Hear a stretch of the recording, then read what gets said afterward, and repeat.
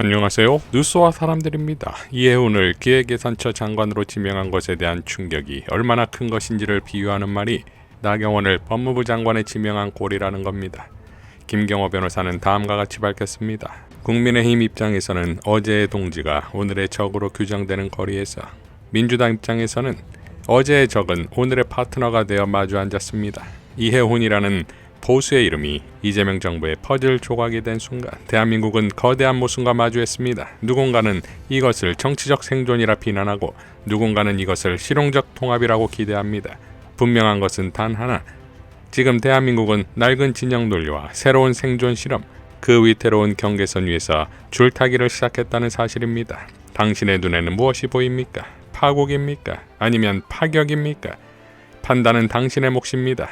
역사는 기록할 것입니다. 라고 밝혔습니다. 자, 파격의 측면에서 본다면 이해훈 발탁으로 국힘은 난리가 났습니다. 지명 소식과 함께 배현진 서울시당 위원장은 이재명 정부의 기획예산처 장관 후보자로 내정된 이해훈 국민의힘 서울 중성동을 당협위원장의 모렴치한 정치 행보에 국민의힘 서울시당은 경악을 금할 수 없다. 국민의힘의 전략적 요충지이자 강세 지역인 서울 서초갑에서 3선을 지낸 전직 중진 의원이자 현직 중성동을 당협위원장이 탈당계조차 내지 않고 이재명 정부에 합류하는 것은 정치적 도의를 넘어선 명백한 배신행위다.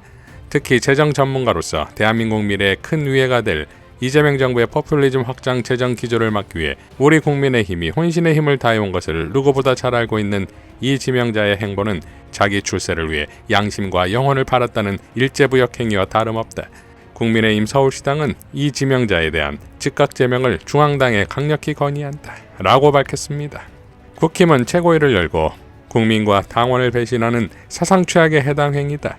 정상적인 판단을 할 수 있는 자라면 도저히 할 수 없는 행태다. 라며 제명 의결합니다. 자, 국힘의 발작의 의미는 그들이 말하는 기회주의자조차도 국힘에 있을 이유가 없는 것임을 스스로 말해주는 것이지요. 즉 그들이나 이해훈이나 국힘은 유지될 수 없는 당임을 인식하고 있는 것 아니겠습니까? 이미 윤석열 선거법 위반 기소로 국힘이 토해낼 것으로 보이는 수백억 원이나 통일교 신천지 특검을 통한 정당 해산 사유, 추경호 등이 재판 결과에 따라 내란 정당으로 정당 해산 사유가 될 것이고, 그야말로 국힘은 정당 해산 쥐레바치다 이겁니다. 이해훈 발탁에 민주진영도 분노하는 건 과거 노무현 대통령 비하에서 최근 윤어게인 세코리아에 발을 담갔던 그야말로 내란 동조 세력 아니냐는 거지요. 그런데 이런 자에게 청문회란 사실상 그동안 국힘의 행태와 구구 세력과의 단절을 선언하는 심판대가 될 수밖에 없을 것이고, 이러한 모습을 전 국민이 지켜보게 되겠지요. 이러한 판을 모를 리 없을 이해훈은 승낙이 곧 배수진을 친 셈입니다. 그리고 그 배수진은 기획예산처 장관으로서 목숨 걸고 일해야만 하는 이유도 되겠지요. 따라서 이해훈의 발탁은 국힘의 정당 해산은 물론 구구 세력들을 와해시키는 일종의 트리거가 되지 않겠냐 이거지요.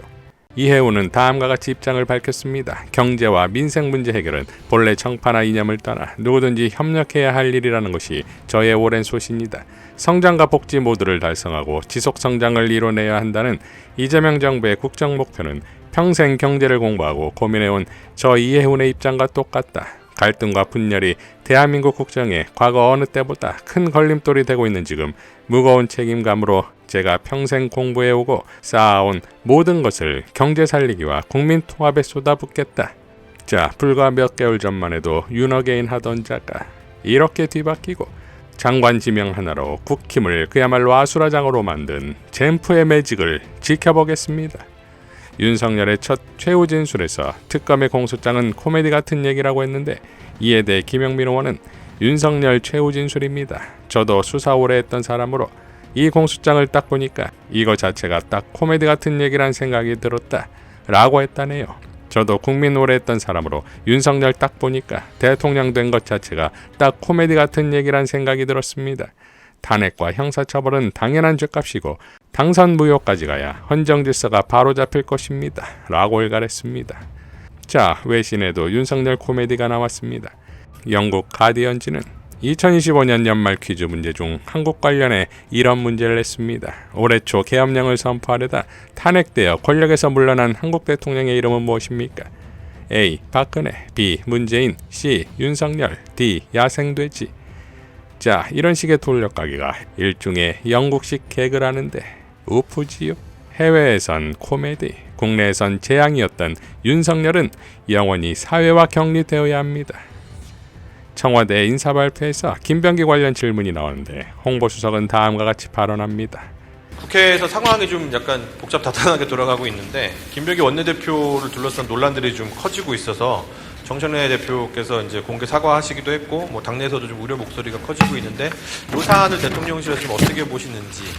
우선 김병기 원내대표에 관련된 것은 이 대통령실에서 언급하기가 어려운 부분이고 그다음에 부적절하다는 거 여러분이 알 겁니다.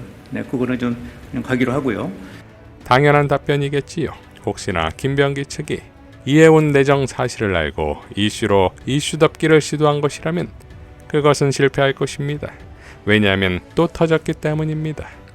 경향신문의 단독 김병기 차남 빗썸 취업 청탁 대가로 경쟁사 두나무 문제 지적 전 보좌관 폭로라는 제목의 기사에 따르면 김병기 차남의 빗썸 취업이 성사될 즈음 경쟁사인 업비트를 보유한 두나무를 공격해야 한다는 김병기의 지시를 받았다는 것이 전 보좌관이 주장하는 내용입니다.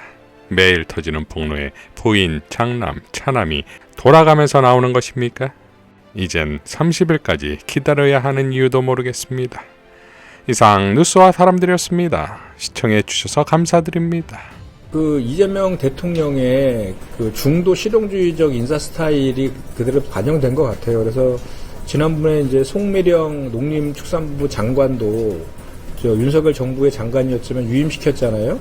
그 같은 연장선상에 있다고 보면 될 것 같습니다. 그래서 이해운 이제 후보 같은 경우에는 그저 이제 국민의힘의 3선 의원이기도 하지만 KDI 연구위원 출신이잖아요. 그래서 경제라든지 뭐 이런 쪽에 대해서는 자타가 인정하는 그 전문성을 갖춘 인사라고 판단이 된 것이고 그런 전문성 있는 인사를 탕평 인사도 좀 감안을 하고 또 적재적소의 인사 원칙 이런 거를 감안해서 후보로 지명한 것이라고 보고요. 또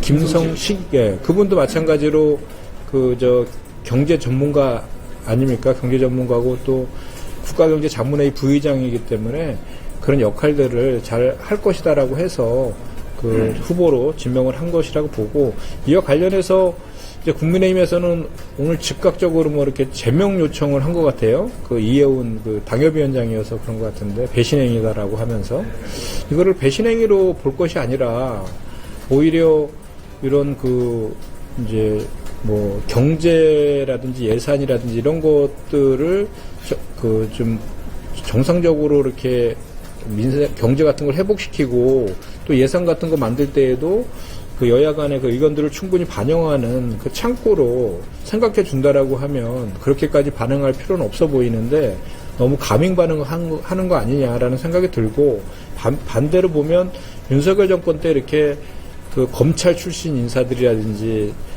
자기 지인들 중심으로 하는 그런 사적인 그런 인사 이런 걸 통해 가지고 윤석열 정권이 결국은 불법 계엄하고 내란 일으켜갖고 이렇게 지금 재판까지 받는 이런 것들을 오히려 더 반성해야 되지 않을까 그런 생각을 합니다.